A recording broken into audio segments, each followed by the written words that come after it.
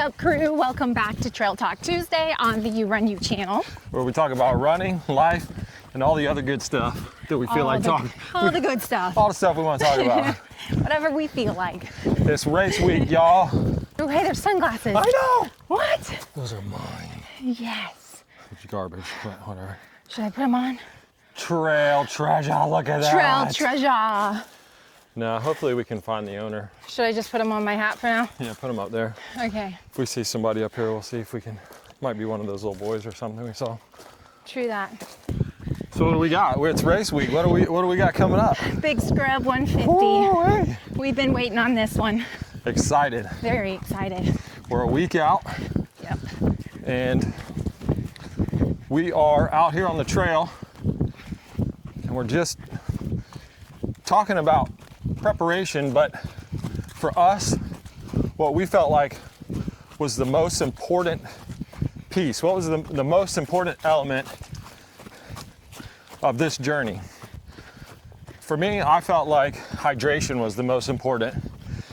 And I'll just give one point and then we'll get into the details. Dehydration can kill you. There have been many of times that I've been on the trail in my earlier days of running where I was probably in danger of hurting myself. Yeah. And that was because I was completely and totally dehydrated. Armadillo. So the way I want to break this down is how we hydrate while training, what we're doing race week, the day of the race, and then post-race, because that's just as important. For me, on average, a gallon of water every day is what I like to consume. Now, don't get me wrong, there are days where I may not get in an entire gallon.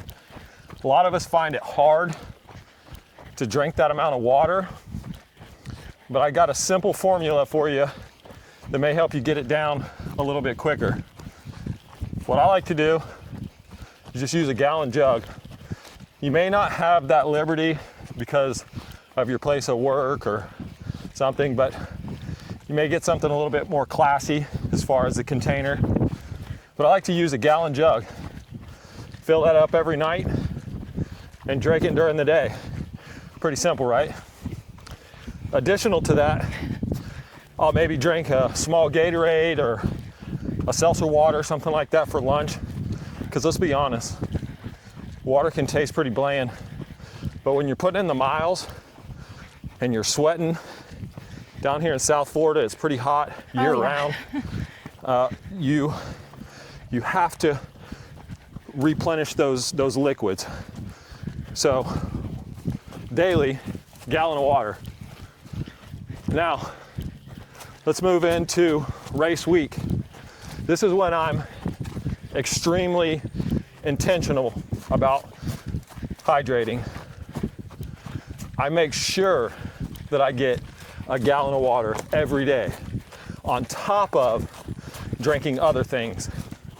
I usually will limit myself to not drinking any type of carbonated drinks other than seltzer water because I like to use that as a tool in my toolbox on race day. But additional to the gallon of water, I'm consuming other liquids as well. And it's important because straight water is not going to keep you hydrated. So do yourself a favor. Find some electrolyte supplements that you like. For us, tried and true, BPN electrolytes, they've got like a strawberry flavored one. I like it. I've got a lot of those, a lot of miles under me using those electrolytes. I also like Hoist. Hoist is really easy on the stomach, and it's one you can run an entire race on. Grape flavor is my favorite. And then we also use Propel as well. That one's a little lighter. To me, it's probably third in class of the three, but that's something that we've used in the past and had success with as well. Now, we are doing that the entire week for race week. And the reason is we want to show up, toe that line, completely topped off on our hydration. And that's important because as soon as you start that race, you're going to start losing that, right? And so it's a consistent fight to keep yourself hydrated so you can keep moving forward. Another thing we started doing during race week was juicing watermelon. We like to juice anyways, Yeah. but watermelon juice is very refreshing. And it might be like watermelon and pineapple or something like that, but Jonathan has found he really likes that. Juice an entire watermelon. Juice an entire watermelon. Very hydrating. And then we've even taken it with us on the races. And again, it's something that he can take while he's running. It's just refreshing because Very, sometimes I think a lot of people can relate. Your palate just changes and you want something different. And I found that consuming like Bodyguard or something like that is nice. It changes, you know, it changes the texture a little bit and it's a little bit more juice based. But if you can do something that's like all natural, organic, Yeah. you know, I would suggest trying it out. A lot of people have trouble with watermelon. So this is not something that you want to do race day. Oh, try it out before. That's Yeah. what we did. Yep. And something else that Jonathan does is a lot of times, like, even though he does a lot of BPN products, I say a lot, he does BPN products while he's racing. As far as electrolytes go, he doesn't always train with that because, like he was saying, flavor-wise, he doesn't want to get sick of it. Yeah. So, Things become just bland and you get tired of the flavor. And so be prepared to pivot. That's why I like to have a couple of different things in my arsenal that I can move to. oh, look at that. Look how far down that is. Like, I didn't even realize that we were that high up. The water's real low. That is. So, Sun's right like we behind said, this is a new trail for us. I say new. We've been out here before, Yeah, but I we're mean, just this is kind of right wandering down the right road now. from the house. It's just I've never run this trail before. Super sandy. Sugar sand. Yep. You guys can see our big selfie stick in this. There's no way you can't not see it. Thing's huge. I'm sweating right now. It's pretty hot. It's pretty hot. Yeah, it's pretty hot. And you know, I used to have this like really cute like mist about me. Yeah. And now I just, Now you have this No, fineness just- about you. no, I've got this like poor sweat. Oh my man. goodness. It's just like, it's disgusting. No, it ain't. Not for I beg to differ. us manly men. Manly men, Manly men. manly men, whatever you say, as long as you like it. All right, now that we worked up a little bit of a sweat, thought we'd maybe break it down here and talk race day. This, to me, within the series of training, race week, race day, post-race, this is probably the most important. And this, for me, is when I start to prepare myself to kind of force the liquids. Because let's be honest, there are going to be times in these long distance races that you are not going to want to drink something. So it's preparing your body, but it's also preparing your mind to start forcing those liquids. So race morning, a lot of these races start early. We generally travel. I'm not real big on Airbnb, staying overnight kind of stuff, because I found that that's just one of those things in my mind is like a way out. And so let's just take that off the table, right? And you don't sleep as good. Yeah, I don't Like you sleep sleep as better good. in your own bed. Totally, that's a great point. Yeah. So for me, I wake up early. Depending on what time the race is, how much travel time, you know, that's gonna be different for everybody. But I give myself hours, and the reason I do is because I'm gonna be hydrating all week, like we talked about. Gallon of water. I'm gonna go to bed, and probably the last thing I do is take a pee. And the first thing I do when I wake up in the morning is take a pee. Normal. That's important. Well, it's important because you want to get your body in that cycle, right? You should be peeing during the race. If you're not, you're dehydrated.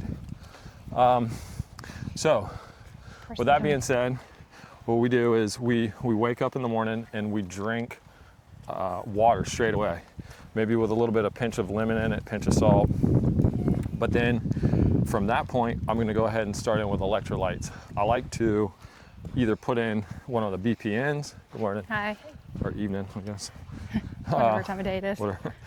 I like to put in a BPN, electrolyte, and a bottle of water as we travel, and I make sure I consume the entire thing. Of course, I start off with a little coffee, but be careful with too much coffee on race day because it can dehydrate you. And I like to save those caffeine milligrams for later in the day. So, cup of coffee if you want, but start off with some water and then head into straight electrolytes. Make sure prior to that race that you've taken a couple of P's, and this is for good, again, get your body into that cycle, but also you're gonna be at the start line, and if you're topping yourself off the way that we're talking about here, you're gonna have to pee. So make sure you do that prior to start time. Ladies, I'm sorry, I know that's a little bit more difficult for you than it is us Not fellas. once you get on the trail. Yeah, but I'm saying just prior to race. It just Yeah, depends on 'cause where you're at. I was gonna say a lot of times you do show up and Yeah, there's not so, a bathroom. I mean, there Close by. are definitely pros and cons, but us dudes, we got a little bit easier in that arena. For So sure. then you're ready to go. So when do you usually start salt tabs? Because I know that's a big Right. deal in the ultra running world. Yeah, I used to preload salt tabs, but if you follow kind of the script that I've outlined here, you're going to be getting the amount of salt that you need. I already am going to be adding a little bit of extra salt to my foods. I'm going to be consuming the electrolytes that are going to be high in sodium, and so you're going to be topped off. Don't be fooled though. At some point, if you're gonna, on these trails and these hot races here in South Florida, you're going to probably need some salt. If you're feeling those pinches in your thighs, if you're feeling the pinch in, in your calf muscles, goodness. you're absolutely going to be needing some salt to remedy those issues. So, one thing. So would you say sorry. No, I was going to say one thing to take in mind too is you're not going to get off of the water electrolyte combination, right? Don't ever just switch to just drinking water or just drinking electrolytes, because the reality of it is you can be depleted on your electrolytes or you can consume too many. So there's a balance. The way that I handle that is I run with two handhelds, two 14 or 18 ounce, I think they're 18 ounce handhelds. Yeah. And one's water, one's electrolytes. Yeah, when he comes in, we're filling. So you guys will be able to see this week, but what we do beforehand is, like he said, is he gets the gallon jugs and we kind of pre-mix those. So one is electrolytes, one is G1M, and then he has his straight water jugs as well. Usually to start, he's hard on the electrolytes and water. So, but then sometimes he'll switch to G1M later on in the race. Yeah, and that's because G1M has electrolytes, but it's more on the calories. Each scoop is going to be 80 calories. And so, 40 calories. Each scoop of G1M is 40 calories. So I'm just using that as additional calories because, as you know, once you put yourself out there, you're going to be in the negative on calories anyways. So your salt tabs, would you say that you usually start those late morning, so before it gets real hot? Yeah, one thing that is a key indicator for me, that if I am sweating into my shorts, like my shirt is sweating into my shorts, or my shorts are now dripping onto my legs, like I've heard you say that sweat before. through my shorts, get you some salt tabs. If you're not already cramping on, it's on its way. So be prepared. Yeah, so in addition to the electrolytes that you're going to be taking in, you can't overlook the nutrition that you're going to be consuming from your food during the week, because you're going to obviously be getting electrolytes in those as well. So you're going to show up to race day with that formula topped off, ready to go. Now, how many of y'all think that once you cross that finish line and you collect that buckle, game's over, right? Don't have to worry about forcing the liquids anymore. You can just sit on the couch, get you a bag of Cheetos, big milkshake, chill. Wrong. This is probably, I don't know. I said before, most important race day. This is right there with it. If you're wanting to get back out there in the fight, make sure that post-race you're forcing those liquids. Hydration is very much a key component of your recovery. If you're waking up the next day, muscle fatigue, cramps, can't walk, you got the cowboy walk going, you need to be forcing the liquids.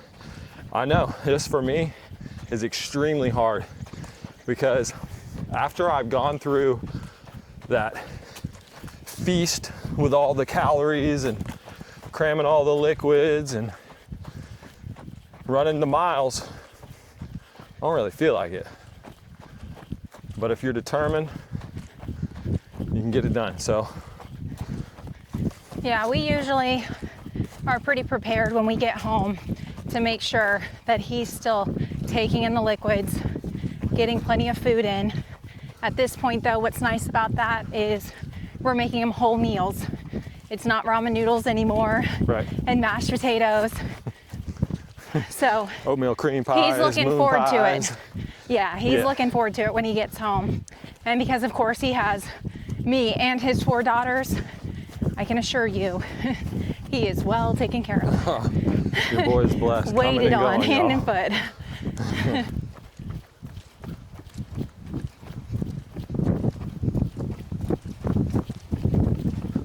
Ooh, that breeze is nice.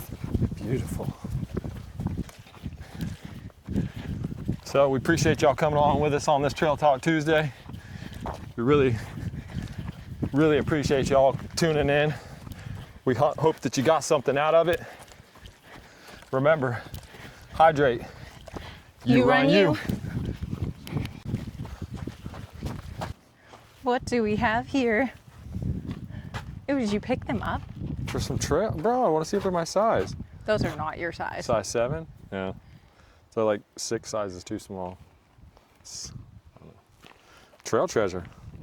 Trail It's treasure. crazy what you find on the trail, people who leave Somebody, their shoes. I was gonna say, so somebody like where this is at is a parking spot. Someone left their shoes here. Yeah, they did. Those are a nice That pair of stinks. Brooks too. Those are the Ghost 14s. Ooh.